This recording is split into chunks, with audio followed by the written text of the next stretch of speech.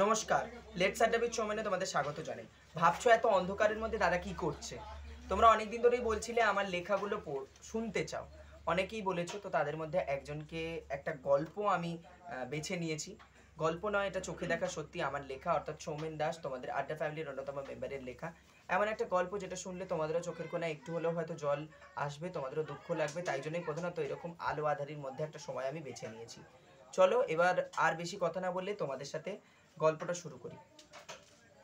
নাম দিয়েছি আমি চোখে দেখা কষ্ট, সৌমেন দাস। আজ 22শে আগস্ট, সকালে গেলাম রেশন আনতে। দেখা হলো কষ্টের সঙ্গে। শুনতে অবাক কি, কষ্ট কোনো ব্যক্তি তো নয়, আজ্ঞে না। তবে কষ্ট যাকে ঘিরেছিল সে ব্যক্তি, তবে সকলের চোখে নয়।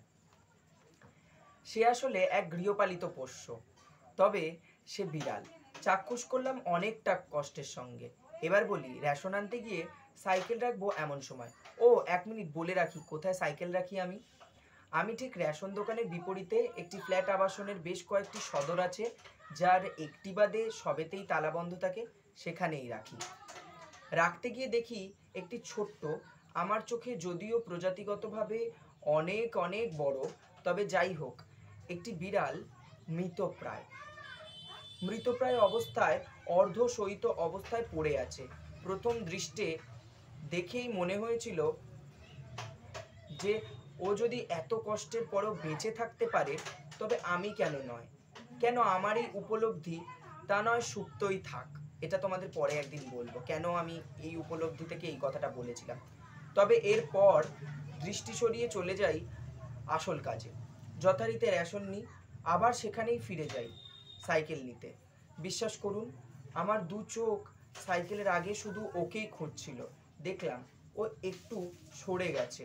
এবার দুঃখটা আমার পর্বত পার করলো।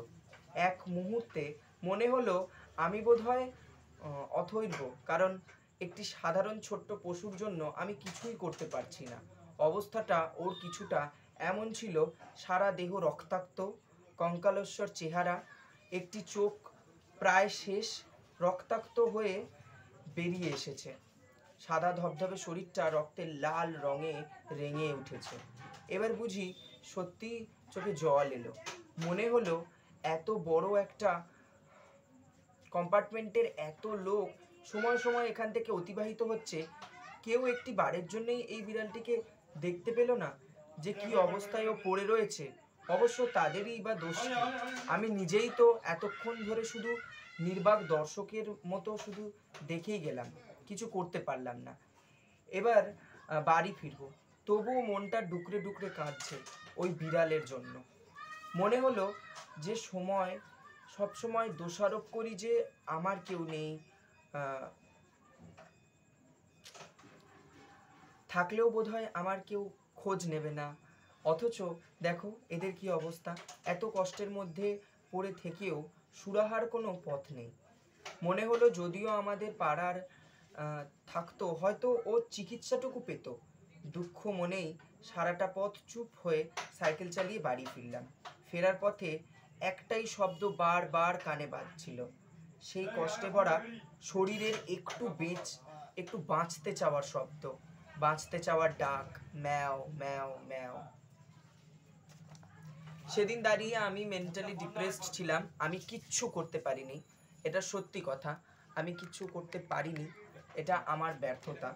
কিন্তু আমার মনে হয়েছিল কোথাও এসে এটাকে লিপিবদ্ধ করা উচিত। আজকে হয়তো আমার লেখা এই ছোট্ট একটা জিনিস খুব একটা হয়তো ভালোও নয়, আমি নিজে কিছু করতে পারিনি, তার জন্য আমি নিজে খুব দুঃখিত।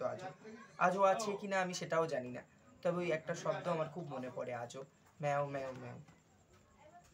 আমার লেখা আরও অনেক কিছু রয়েছে, যার মধ্যে প্রধানত রয়েছে আরও একটা রয়েছে অসুস্থতা, গৃহে মাতৃপ্রবেশ, বিদায় মা। প্রত্যেকটাই ধীরে ধীরে তোমাদের সাথে আমি শেয়ার করব। তবে আজকের এই ছোট্ট ভিডিওর মাধ্যমেই আমার একটা গল্প তোমাদের সাথে শেয়ার করলাম। কেমন লাগলো অবশ্যই কমেন্টে জানিও। আর যদি ভিডিওটি একটুও ভালো লেগে থাকে আর এরকম গল্প যদি শুনতে চাও, তাহলে কিন্তু কমেন্টে জানিও।